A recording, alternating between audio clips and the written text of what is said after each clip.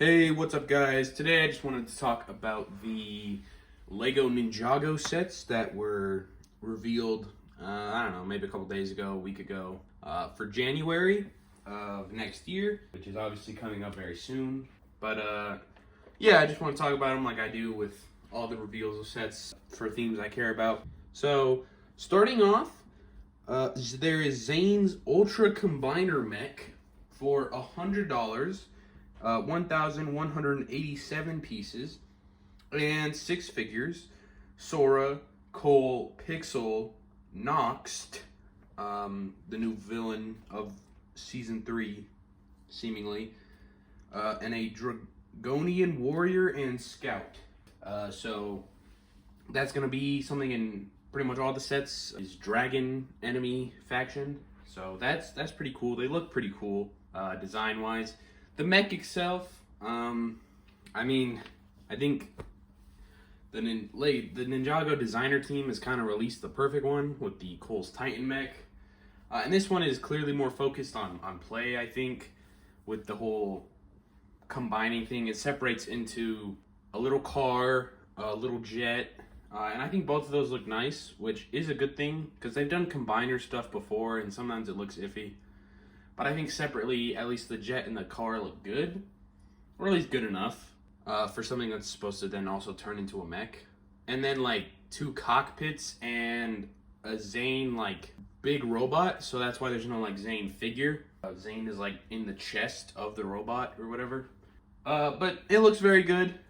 Can't match the Cole one, but it's not trying to.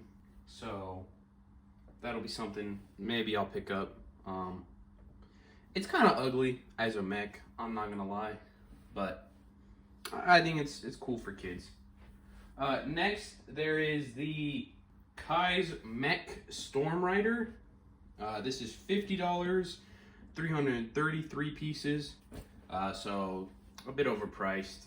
It's got a couple of big pieces, I suppose, but it probably should be at least maybe $5 cheaper, but I suppose that's just how it is. The $50 price point for Ninjago can be very hit or miss on whether or not it's fairly priced or not. But it has 3 figures, Kai, Nia, and a Dragonian Warrior. It also looks pretty good. I kind of like the design. It's pretty interesting. The little mech itself for Kai is meh. But like the Storm Rider part, I suppose, assuming they're like separate functions, looks pretty cool. So I like that design. But that's one probably wait for a sale on, at least 10-20% off maybe. Then I think it'd be perfectly fair, but it does look good, so it's not a bad set or anything. Next is Zane's Battle Suit Mech, $10, 92 pieces, with 3 figures, Zane, Wildfire, and Drix, Master of Storm, or Swarm, excuse me. He's one of the Forbidden 5 from Season 2, or Season 1 of Dragon's Rising. So, interesting to finally get some of them as figures.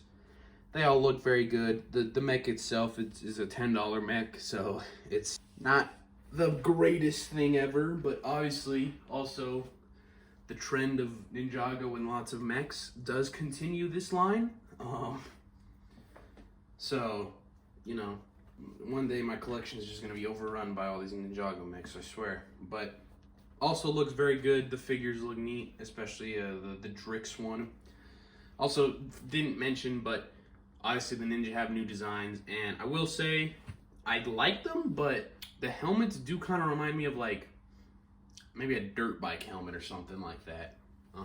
Maybe that's just me, but it's not necessarily a bad thing, but that's kind of what I get with the masks / helmets is a dirt bike helmet sort of vibe. But next is Kai's Dragon Spinjitzu Spinner, $10, 54 pieces with 2 figures, Kai and a Dragonian Scout. So I wish these were probably $5, but I don't think the $5 price point is ever going to be for normal sets anymore. Like, that's polybags now and the minifigure series. So it's kind of just unfortunate, but it is what it is. It is cool looking. It's nice. They're bringing like proper spinners back. For Dragon's Rising Season 1, they did like spinners, but it seems this time they're actually including a mechanism to actually properly spin it, it seems like, instead of just having to do it by hand. So I'll be curious to see how well they spin. I'll be curious to see how well they clash against other spinners. Because obviously it's every line gets the $10 like cheap thing with a couple figures. Last year or this year it was the like Dragon Strikers. The year before that was the other spinners. So they've been doing this for the past few years now. Obviously if you collect Ninjago stuff. So I will definitely see how they fare against each other as spinners. That's pretty exciting. I never got the OG like Ninjago spinners back in like 2011, 2012. But you know, I've messed around with Beyblades back when I was a younger kid. So again, it'll be exciting to see. I like them as the cheap $10 thing to get. So yeah. Then there's also Sora's Dragon Spinjitzu Spinner. $10 again. 56 pieces with Sora and a Dragonian Warrior instead of Scout. This also looks good. It's the same exact thing, but obviously Sora, you know, different color scheme for the spinner. But good as well. It's the same thoughts as the Kai one, except it's Sora. Then there is the Dragon Spinjitzu Battle Pack. This isn't a like traditional battle pack. It's $20. It's got 186 pieces and 2 figures, Aaron and Roz. And obviously, again, traditional battle pack, you know, from Lego Star Wars that's extended to other things is 4 figures. So this seems more like a spinner pack. You get like a little building too, so I would assume the intention is like almost as an arena for your spinners if you get them all. But I'll have to see when I pick it up, whenever I do. Next is actually, before I go on to the next one, it looks very good. Aaron and Roz both look good. And they have another set together as well that's like a proper big set. But again, looks good. Not really a battle pack, but yeah, I guess they use the name, so. They're the company, they get to choose what to call it, right? I'm just a small YouTuber. But next is Lloyd's Green Forest Dragon for $20, 128 pieces. So a little lacking on the pieces there, I think.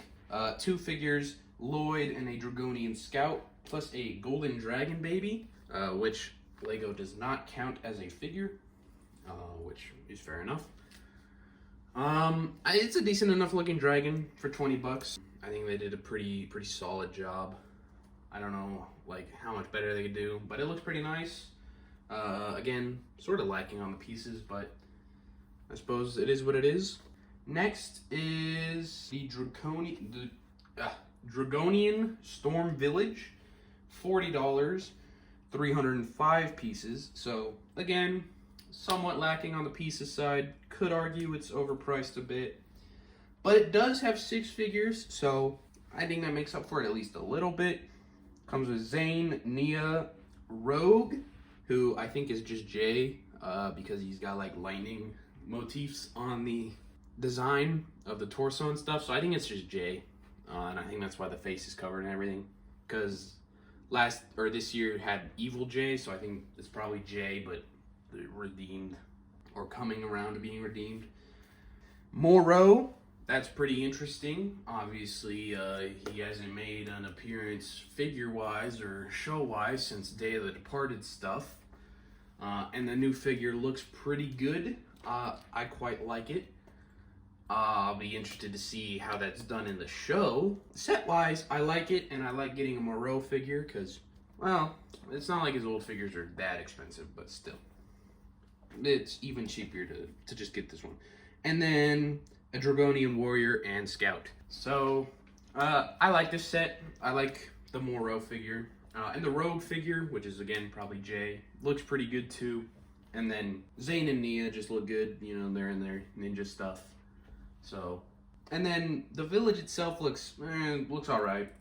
And I think more pieces could help it flesh out, but it is what it is. It comes with like a little spinner play feature thing that you can stick like 2 characters on, as they show in some of the set images. But yeah, it looks pretty good. I do like location stuff for Ninjago. They don't make enough of it. From the ones you can see on the desk, they make a lot of vehicles. So I like always more location-based stuff for cheap-ish too. Next is a 4+ set, the Ninja Spinjitzu Temple. $40, 158 pieces, with 4 figures: Zane, Nia, Kai, Lloyd, and a baby Ryu, which again, they don't count as a minifigure. And honestly, for a 4+ set, disregarding the fact that like piece-wise, it's very lacking. Obviously, they're very large pieces that are all printed. I honestly kind of like it. Like, I think if it wasn't a 4+ set and you just added some more pieces to it, it'd be a really cool set. And I think it is, like, for a 4+ set again, really cool. I'd be excited to get it if I was a toddler. Hell, I'd even be kind of excited to get it, you know, now, just because the figures alone. But yeah, probably the best 4+ set in terms of looks I've ever seen.